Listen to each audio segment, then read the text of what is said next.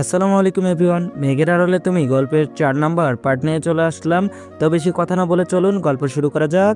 পোমা তো একটু আগে যে মেয়েটা ঘরে কান্নার ভেঙে পড়েছিল সে এখন হাসছে। পোমা তিথিকে এক প্রকার টেনে নিয়ে গেল স্টেজের উপর। সেখানে প্রিয়া আর তার বর ইমরান ক্লান্ত হয়ে বসেছিল। তিথি স্টেজে উঠেই প্রিয়ার বরের দিকে তাকিয়ে এমন এক লুক দিল যে সে বিশাল বড় কোনো অপরাধী। তিথি প্রিয়ার কানে ফিসফিস করে বলল, কিন্তু আওয়াজটা বেশ জোরেই ছিল, আপু দুলাভাইকে কি ডায়েট করিয়ে এনেছো? চেহারা তো দেখি শুকিয়ে আমসি হয়ে গেছে।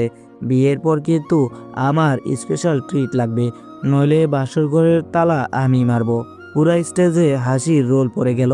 প্রিয়া হাসতে হাসতে বলল, তুই এখনো সেই পিচ্চিটাই আছিস রে তিথি।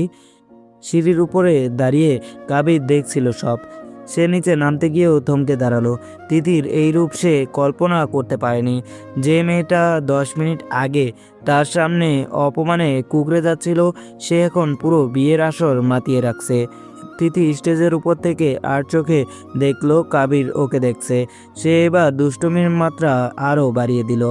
সাদ্দাম আর আহনাফ পাশেই দাঁড়িয়েছিল। তিথি হাসতে হাসতে আহনাফের কাছে গিয়ে বলল, আহনাফ ভাইয়া, আপনি না বলেছিলেন আমাকে পছন্দ করেন? দেখুন তো এই গোলাপটা আমার খোপায় সুন্দর লাগছে কিনা। আহনাফ অপ্রস্তুত হয়ে হাসলো। সে কখন বলল তিথিকে পছন্দ করে? তাদের তো কিছুক্ষণ আগেই একবার দেখা হলো, কিন্তু কাবিরের হাত তখন মুষ্টিবদ্ধ হয়ে গেছে। তার নিজের স্ত্রী অন্য একজন ছেলের সাথে এভাবে কথা বলছে, এটা তার সহ্য শক্তির বাইরে চলে যাচ্ছে। পোমা কাবিরের কাছে গিয়ে ফিস করে কাবিরকে বলল, ভাইয়া দেখছিস তিথিকে? ও তোকে একদম পাত্তাই দিচ্ছে না। মনে হচ্ছে ও ভুলে গেছে আজ সন্ধ্যায় তোর রুমে কি হয়েছিল। কাবির দাঁতে দাঁত চেপে বলল, ও ভুলেনি পোমা, ও আমাকে জ্বালাচ্ছে। ও জানে আমি ওকে দেখছি। তিথি এবার স্টেজের উপর মাইক তুলে নিল। সাউন্ড সিস্টেম জোরে গান বাজিয়ে সে প্রিয়াকে নিয়ে নাচতে শুরু করলো।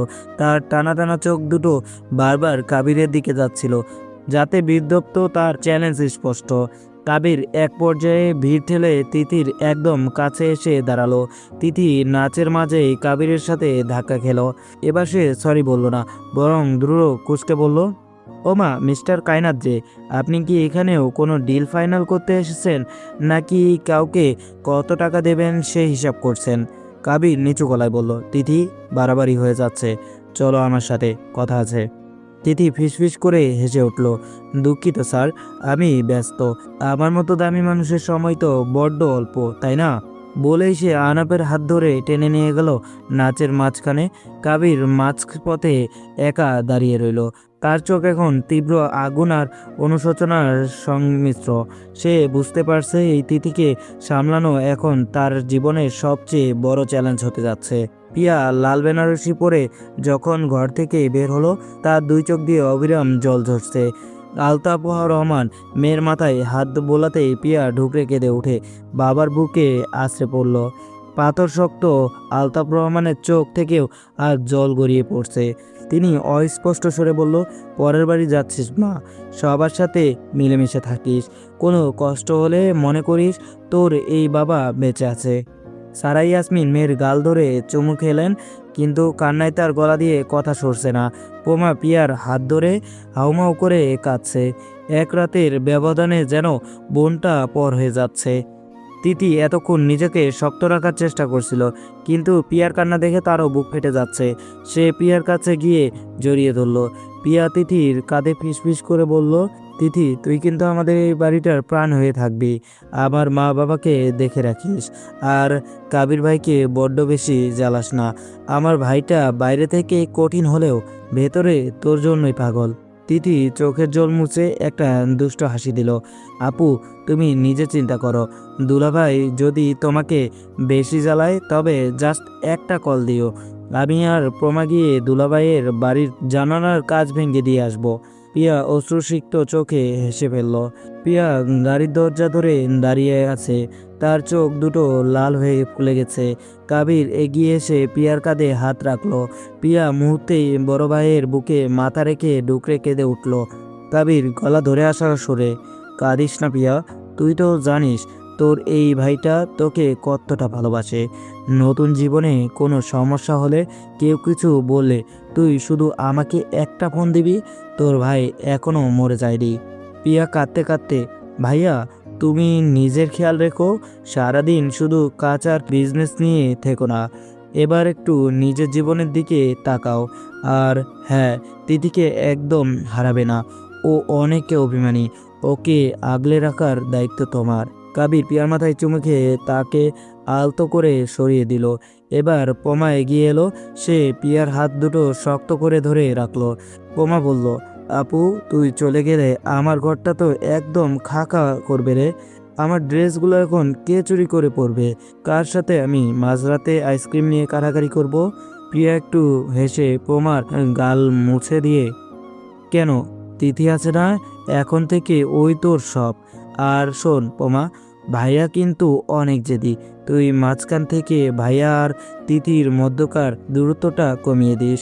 এটা তোর উপর আমার বড় দায়িত্ব রইল রে। প্রভা বলল, তুই একদম চিন্তা করিস না আপু, আমি আর তিথি মিলে ভাইয়াকে এমন নাচন নাচাবো যে ভাইয়া বিদেশে যাওয়ার কথা ভুলেই যাবে। তুই শুধু দুলাভাইয়ের সাথে সুখে থাকিস।